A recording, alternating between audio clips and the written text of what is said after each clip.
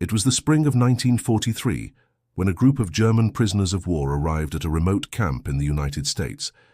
The air was heavy with tension, a mix of fear and curiosity, as the men were herded off the transport trucks. They had been captured in North Africa, a long way from the chaos of their own land. The camp, nestled in the American Midwest, was far from any major city. It felt isolated, quiet, almost surreal. There was no immediate sense of hostility, however, they could all feel the tension simmering beneath the surface. The camp looked ordinary at first glance. Barbed wire fences, watchtowers and uniformed guards, all typical of the POW camps they had been kept in across various parts of the world.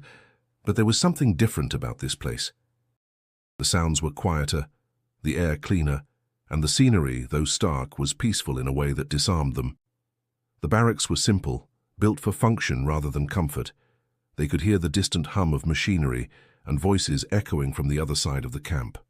The Germans were immediately put to work. As soon as they stepped out of the trucks, they were ushered to the holding area. The camp's commander, Colonel Henry Adams, was an imposing figure.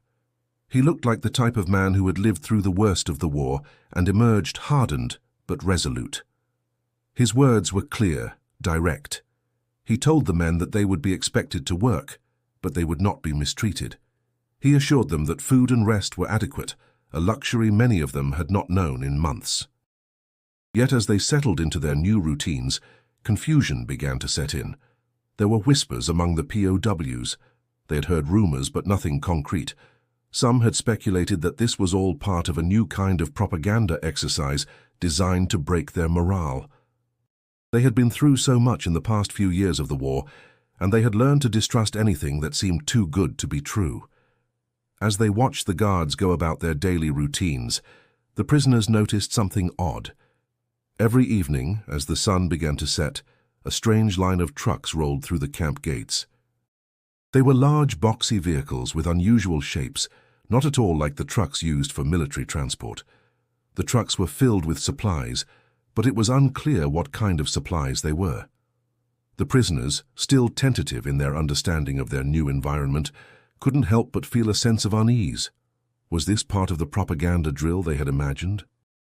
Were they about to be subjected to some kind of psychological experiment?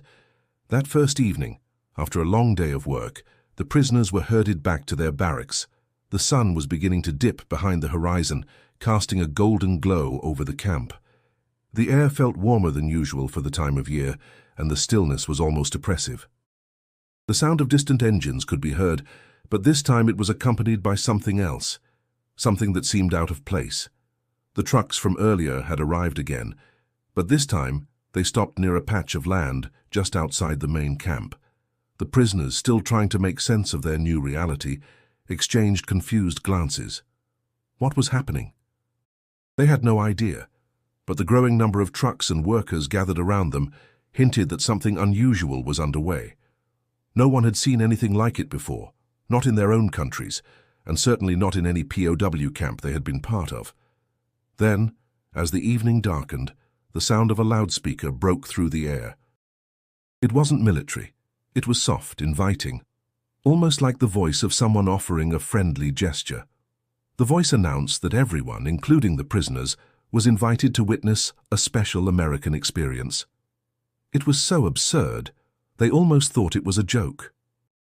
The Americans had surely lost their minds if they thought the men would be interested in whatever strange event was taking place. The prisoners were escorted toward the makeshift area that had been set up just outside the camp. As they walked, there was a nervous energy among them, a sense of both curiosity and skepticism. Some of the men thought they were about to witness some kind of American propaganda performance, something designed to either break their spirit or confuse them further. This was the middle of the war. Everything had become suspect.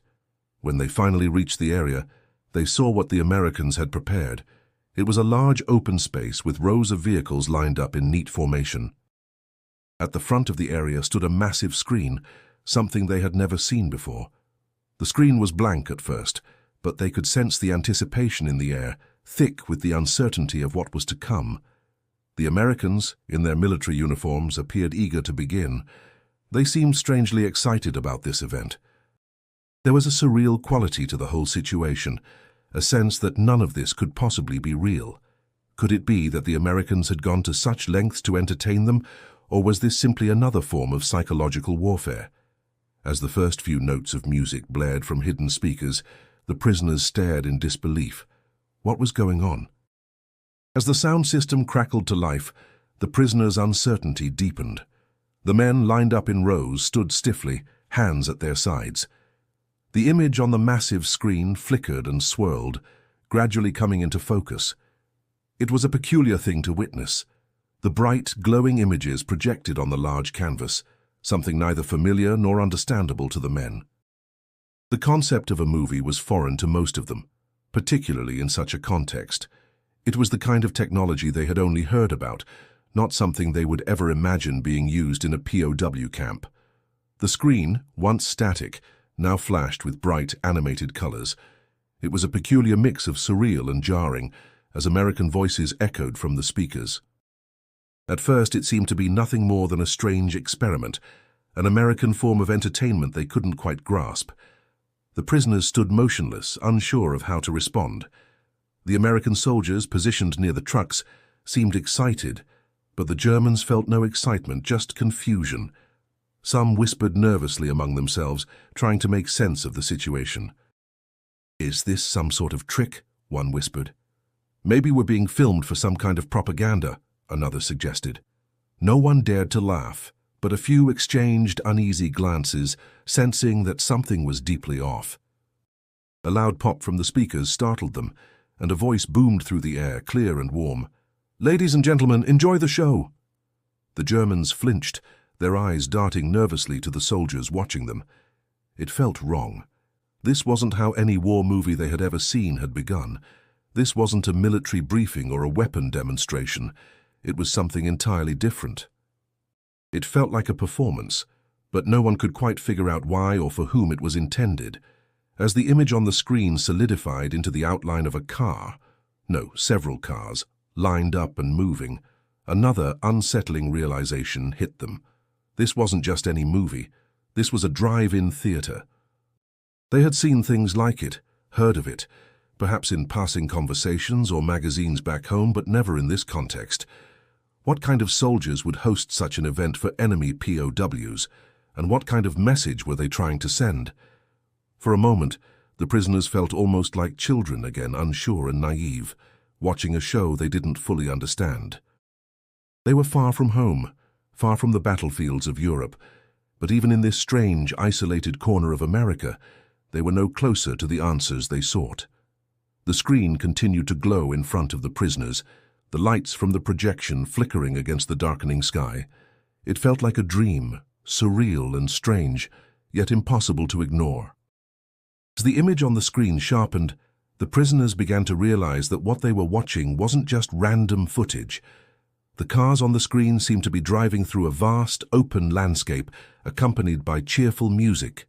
The colors were vivid, the movement lively, a sharp contrast to the grim mood that had settled in the camp. The longer the show continued, the more the prisoners struggled to reconcile their reality with the scenes unfolding on the screen.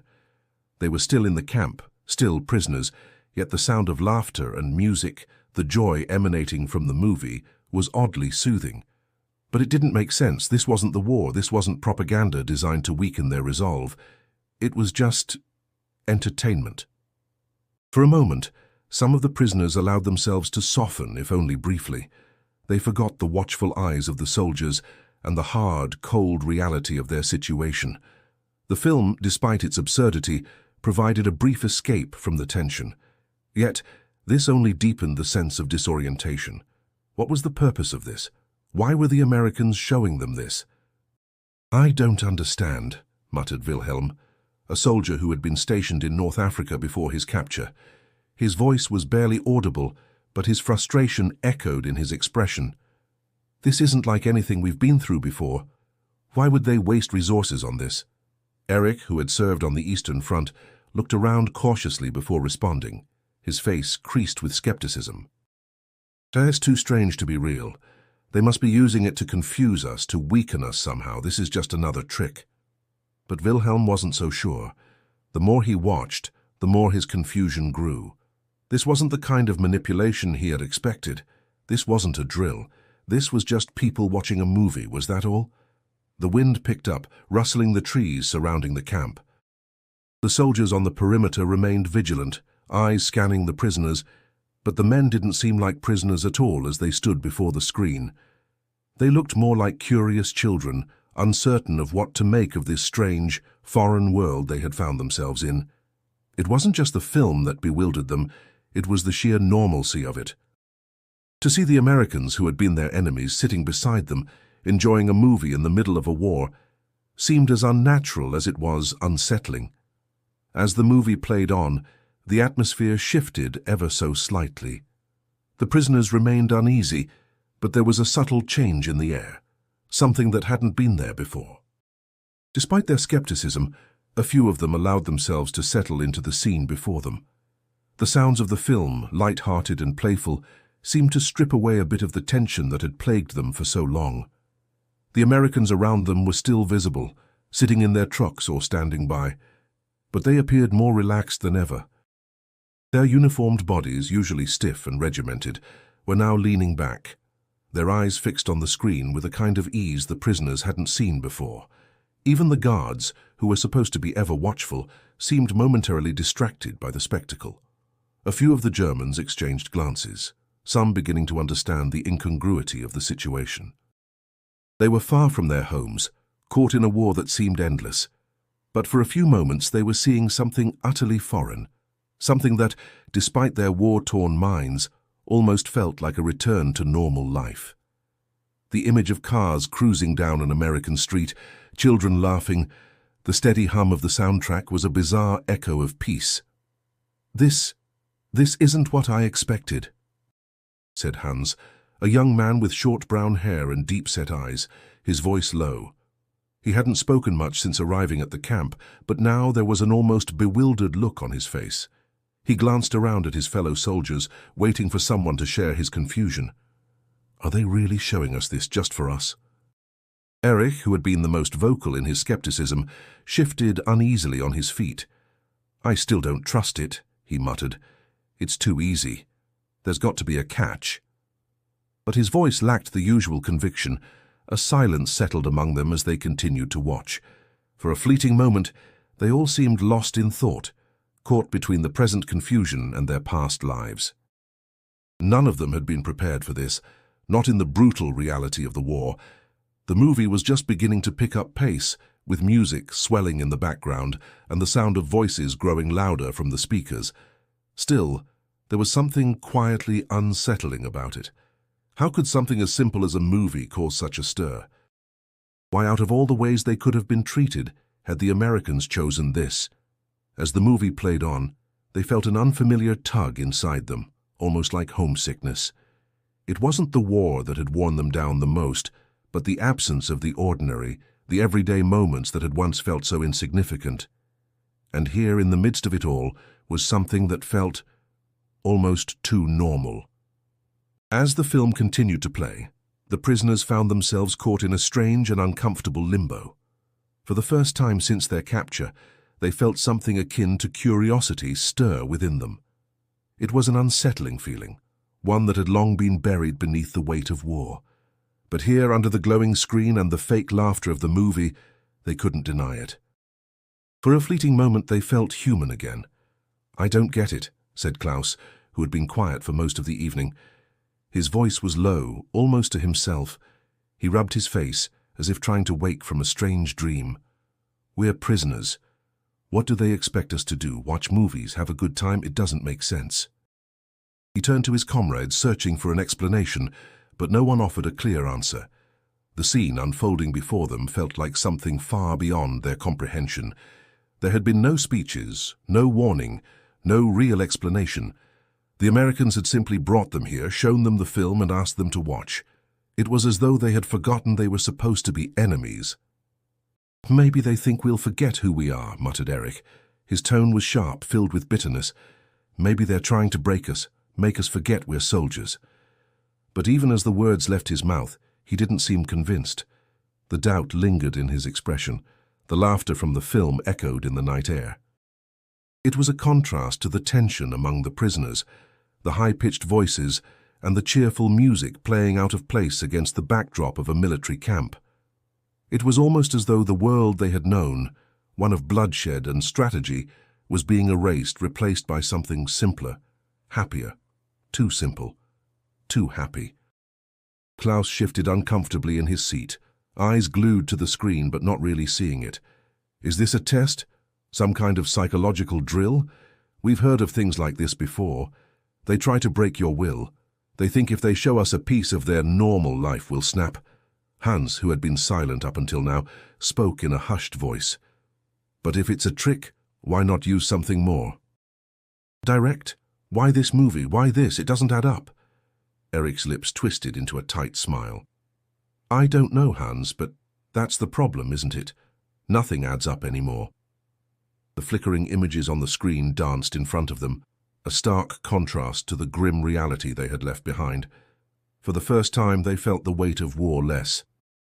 But they were still prisoners, caught in a strange moment of doubt and confusion, unsure whether they were being manipulated or if this was just a bizarre moment of humanity amid the chaos. As the film continued to roll, the tension among the prisoners remained palpable. Though they had started to relax, some of them still couldn't shake the nagging feeling that there was something more to this odd spectacle. Yet, despite their growing discomfort, something unexpected began to shift. The guards, usually stern and watchful, appeared to soften ever so slightly. At first it was subtle. A guard would shift his weight, his eyes lingering a moment longer on the prisoners as if unsure of how to react. But as the minutes passed, something more significant happened. A few of the soldiers, standing by their posts, even allowed themselves to relax, slouching slightly in their stance. It wasn't a full break in discipline, but it was a change nonetheless. One of the younger guards, a man barely out of his teens, leaned against a nearby truck, glancing over at the prisoners. His eyes lingered for a moment on the men who just months ago had been enemies, and he seemed to study them. The effect was subtle but undeniable. There was something almost human in his gaze. It was clear that for a brief moment, he wasn't thinking about the war or his duty as a guard. He was simply watching the same film as the prisoners, lost in the strange normalcy of it all. I don't get it, murmured Wilhelm, his eyes still glued to the screen, but his voice filled with a quiet frustration. How can they just sit there like that? We're their enemies. Shouldn't they be keeping their distance? I thought they were supposed to be the enemy, Klaus added, his voice thick with disbelief. But they act like this is some sort of movie night with friends. Erich, still skeptical, observed the scene with a furrowed brow. Don't be fooled, he whispered, leaning in slightly toward the others. It's all part of the plan. They're trying to lower our guard. Maybe they think this will break us down, make us soft, but we know better. Yet, as the film progressed and more time passed, the prisoners couldn't help but notice how the guards, too, had been drawn into this strange moment of normalcy. The stern faces softened. There were no harsh commands, no barking orders. The hard lines of the war seemed to blur just a little, replaced by something unexpected. For the first time in what felt like ages, the world outside the screen seemed to exist in a different reality, one without war, without violence. Still, the prisoners remained wary. Even as they felt a fleeting sense of relaxation, they knew they couldn't trust it. As the film reached its climax, a moment of quiet settled over the camp. The prisoners, still hesitant, now found themselves more absorbed than they had expected. The movie was nothing grand. It was a light-hearted comedy, with far-fetched antics and exaggerated performances. But the absurdity of it all in the context of war was strangely effective in offering them a temporary escape. They were no longer soldiers, no longer enemies. For a brief moment they were just men watching a film under the stars, surrounded by the faint hum of the projector and the distant murmur of their fellow POWs. For Hans, the moment was particularly jarring. The film, though silly and inconsequential, tugged at something inside him, a feeling he hadn't realized he had missed. He shifted uncomfortably in his seat, trying to suppress the sudden wave of emotion that threatened to overwhelm him. He glanced around, catching the eyes of a few of his fellow soldiers, their faces mirroring the same mix of confusion and unspoken understanding. The war had taken so much from them, but for these few hours they had experienced something that felt almost normal. "Do you think they ever think of us as human beings?" Klaus whispered, leaning close to Hans. His voice was filled with a raw vulnerability, one that Hans had never heard from him before. Hans hesitated, unsure how to respond. The question felt too heavy, too complicated to answer easily. But in the silence between them, he found himself nodding slowly. "I don't know," he murmured. "But tonight? Maybe. Maybe for a moment they do." Klaus looked at him, his eyes softening. "I'm not sure what to think anymore. Everything's so strange."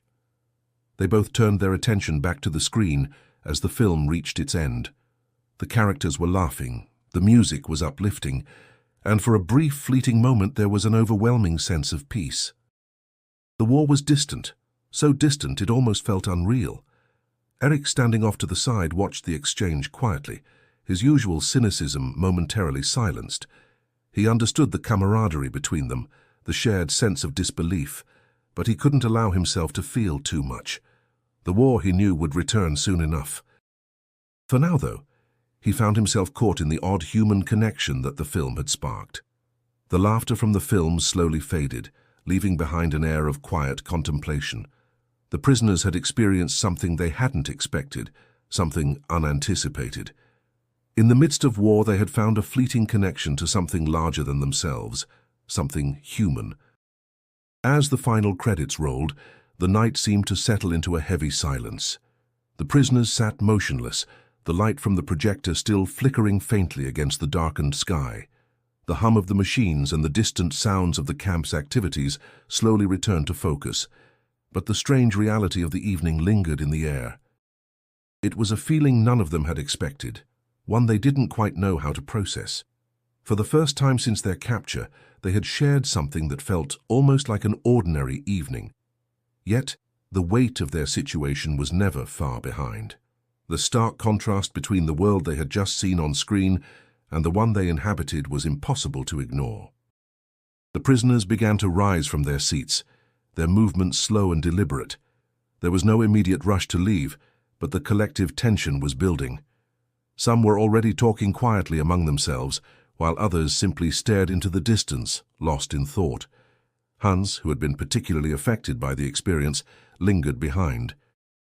He felt a strange knot in his stomach as he looked up at the stars above, trying to understand the significance of what had just happened. The moment had been brief, but it felt important. He couldn't shake the thought that something had changed within him, something that he couldn't quite name. Eric, walking beside him, broke the silence. "It was strange, wasn't it?" he said, his voice almost soft as if he were still processing the events. To see them like that, the guards, to see them human.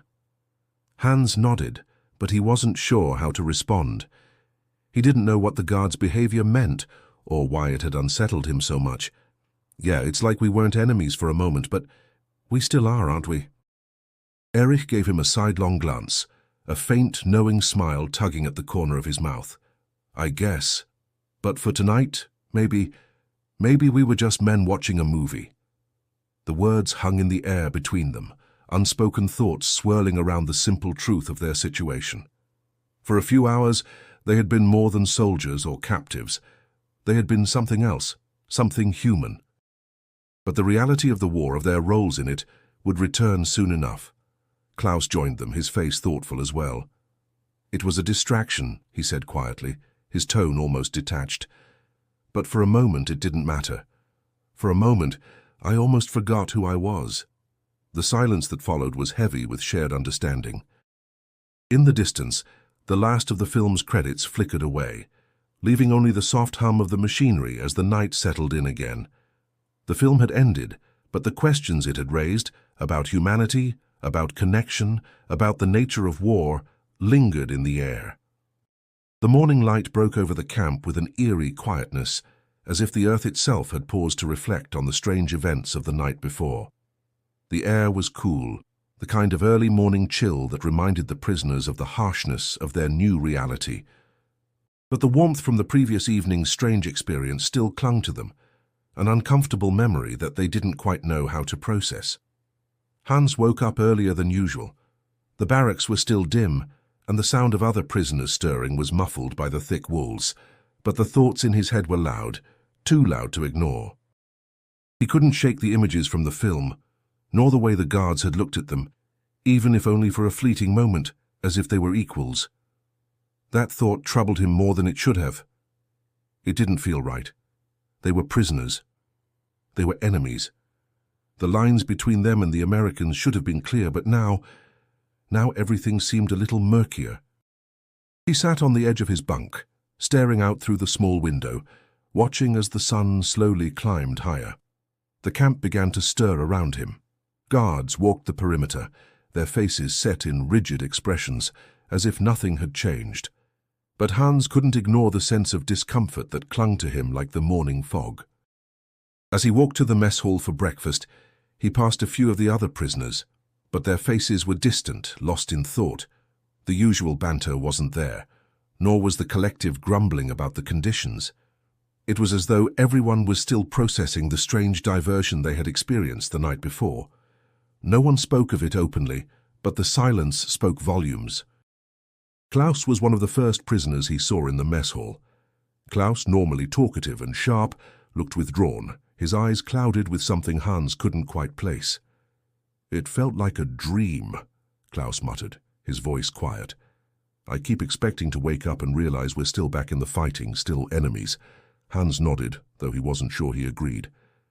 "Yeah," he replied. "But maybe that's the problem. It felt real, too real." Klaus looked at him, his gaze sharp. "You think it changes anything?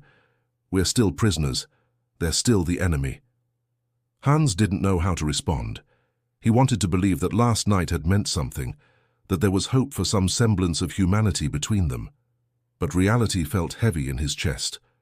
The war was still all around them. Nothing had truly changed. The routine of camp life settled back into place. The guards resumed their vigilance. The prisoners returned to their duties. Yet, as the day wore on, the shadows of the previous evening's strange event lingered, unspoken but ever present. The day unfolded like any other, yet it felt different. The usual clatter of boots on gravel and the steady hum of work began to fill the air, but beneath it all was a thick, unspoken tension. The prisoners moved through their daily tasks mechanically, their bodies in motion, but their minds still lingering on the events of the night before. In the barracks there was a quietness that wasn't usual. Some soldiers sat in their bunks, staring at the wall, while others moved as if in a daze, caught in a limbo between yesterday's strange experience and today's harsh reality. No one spoke openly about what had happened, yet there was a clear shift. The guards, too, seemed different. Although they maintained their usual vigilance, there was an air of uncertainty in their movements. Perhaps they were just as affected by the evening as the prisoners were. Hans found himself distracted. His mind kept drifting back to the film, to the way the guards had interacted with them. He couldn't shake the image of one guard, a young man no older than him, who had leaned against a truck during the film, his eyes lingering on the prisoners with a look that suggested something more than hostility, something closer to empathy. It had unsettled Hans, and now, as he worked, the image lingered in his mind. Klaus approached him in the middle of the day, his face grim. "Have you noticed anything different?" he asked, his voice low. Hans glanced around, ensuring no one was listening. "Yeah," he replied quietly. "It's like they don't know how to treat us anymore. After last night, they can't just keep seeing us as the enemy." Klaus snorted, a bitter laugh escaping his lips. "Maybe, but we're still prisoners. Don't fool yourself. This is just a distraction. The war is still happening, and nothing changes just because we watched a movie." "I know," Hans said, his voice heavy with frustration, "but it feels like something shifted. Maybe it's just me. But last night, for a moment, it felt like we weren't enemies. It felt like we could be something else, human even." Klaus stared at him, his eyes narrowing as if weighing Hans's words. "Don't let them get inside your head," he warned, his tone serious. "We're here for a reason, they're here for a reason, and no matter what happens, We're still on opposite sides. Hans didn't argue. Klaus was right. But deep down, Hans knew there was more to it, something deeper, something that the war and the guards couldn't erase. But what exactly that was, he didn't know. The days that followed the strange movie night returned to their usual rhythm, but the tension among the prisoners remained palpable. Work was resumed, the guards continued their rounds, and life in the camp slipped back into its grim routine. Yet something had shifted, something subtle but undeniable. There was a quiet unease that seemed to hang in the air, like a storm cloud waiting to burst, but no one was ready to acknowledge it. Hans couldn't focus. His mind kept returning to that night, to the flickering images on the screen, and to the guarded expressions of the soldiers who had watched the film with them. He had been a soldier, trained to see the world in black and white, enemies and allies, friend or foe. But now that clarity was slipping away. The lines between them and the Americans were starting to blur in ways he hadn't expected. They had been enemies, yes, but for a moment, they had been something else entirely. Two groups of men, both caught in the same war, both unsure of what would come next. In the mess hall, the usual conversations resumed, but they lacked the usual bite. The men who had once grumbled about their captors now sat in silence, chewing their food with less urgency. Some still exchanged glances, but the familiar resentment had faded slightly, replaced by a quiet contemplation.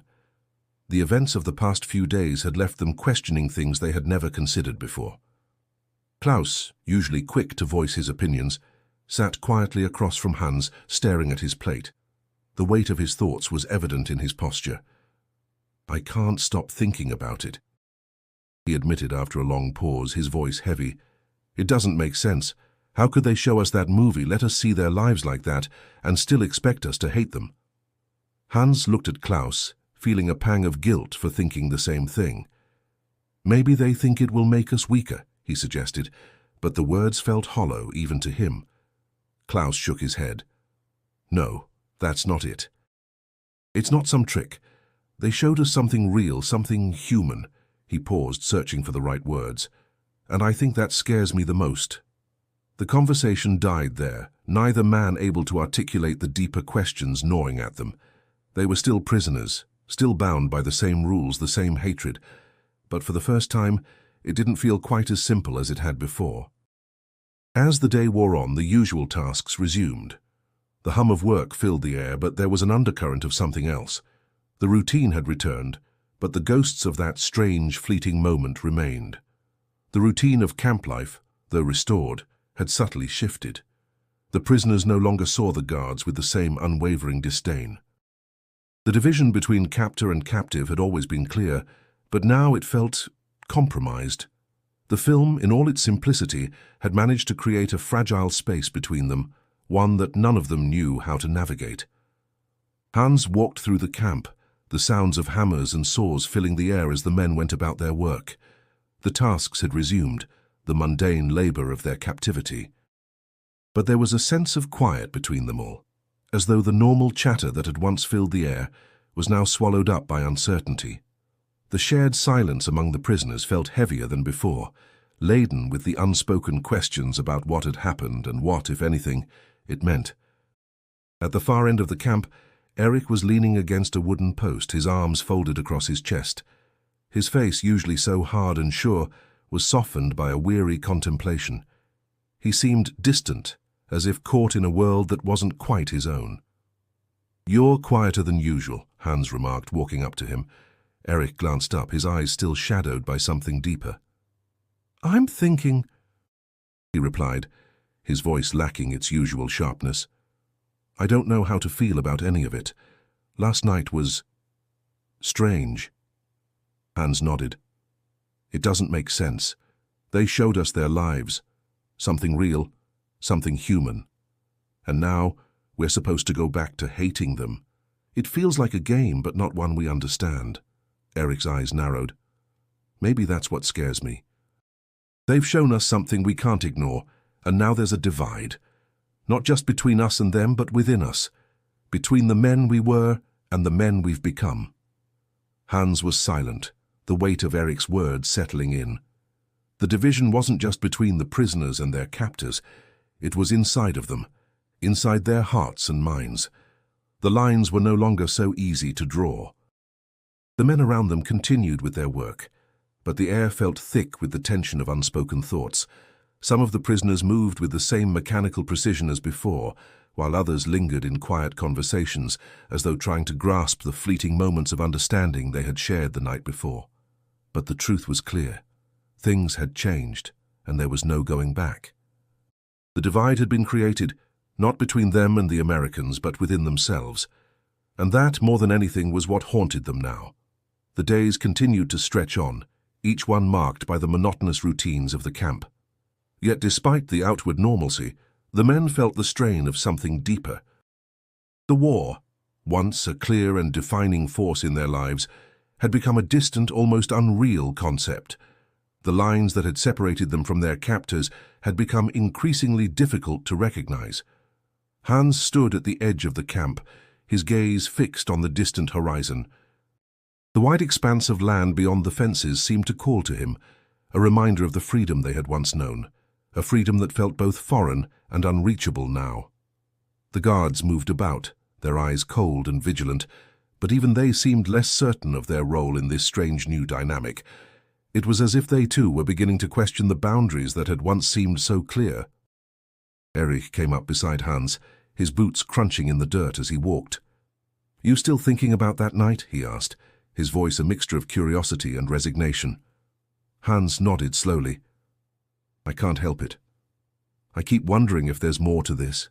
More than just being prisoners or enemies. That movie, it showed us something human, something we weren't supposed to see." Erich's face tightened, as if wrestling with his own thoughts. "Maybe that's the point," he said quietly. "Maybe they want us to question it. Maybe they want us to wonder whether we're any different from them. But it's dangerous, Hans. It's dangerous to start thinking like that." "I know," Hans replied, his voice barely above a whisper, "but it's hard to ignore." The silence stretched between them, thick and uncomfortable. The men in the camp continued their work, but there was no sense of urgency, no camaraderie. They were just moving through the motions, their minds as weary as their bodies. Hans noticed that some of the men now spoke of their homes less frequently. It was as if even the memories of their past lives had started to fade, replaced by a new sense of uncertainty that clung to everything. The boundaries between them and the guards had always been firm, solid, but now that divide felt as fragile as the thin strands of barbed wire that separated them from the outside world. For the first time, Hans felt the weight of that fragility, and it unsettled him in ways he couldn't explain. The camp was still a place of confinement, but now it also felt like a place where the walls were beginning to bend. "Maybe it's not just about winning the war," Hans said softly, his eyes still fixed on the horizon. "Maybe it's about something more, about who we become once the fighting stops." Erich didn't answer, but the way he looked at Hans suggested that for the first time he was starting to consider the question too. The days that followed were marked by an uneasy quiet, a silence that was heavier than usual. The camp, once bustling with the sounds of men arguing, laughing, or murmuring to one another, seemed quieter now. The film had created a rift within them, a quiet chasm that no one knew how to cross. Hans, as he moved through the camp, felt the weight of that silence pressing on him. The routine had returned, but there was a shift in the air. The prisoners, though still working side by side, moved in an almost mechanical fashion, their faces void of expression. The guards, too, seemed to operate with a detached efficiency, their eyes scanning the men with less hostility, but also with no warmth. Erich caught Hans' eye from across the yard, a small, almost imperceptible nod of acknowledgement. There was an understanding now between them, an understanding that didn't require words. They had shared something, however fleeting, a moment that had made the world seem less black and white. Hans approached him, standing side by side as they watched the other prisoners work. For a while neither spoke. The silence between them was not uncomfortable, but rather a reflection of the new reality they found themselves in. They were still enemies, yes, but they were also something else. The war had not ended, but it had become more distant, its sharp edges softened by the strange normality they had briefly glimpsed. I think we both know this doesn't change anything, Eric said quietly, breaking the silence between them. We're still soldiers, still prisoners, but what we saw, it makes it harder to keep pretending we don't share something more.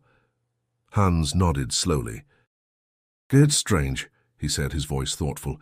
I thought we were just supposed to hate them, just enemies, nothing more. But now I don't know what to think. Eric gave a short, humorless laugh. I don't think any of us know what to think anymore. For a moment they stood in silence again, watching the men work around them. The soft sound of the guards' boots crunching on the gravel was the only noise breaking the stillness. It was strange, this new kind of quiet. The tension, once so familiar, had given way to something else, something harder to define. Hans took a deep breath, trying to shake off the weight of his thoughts.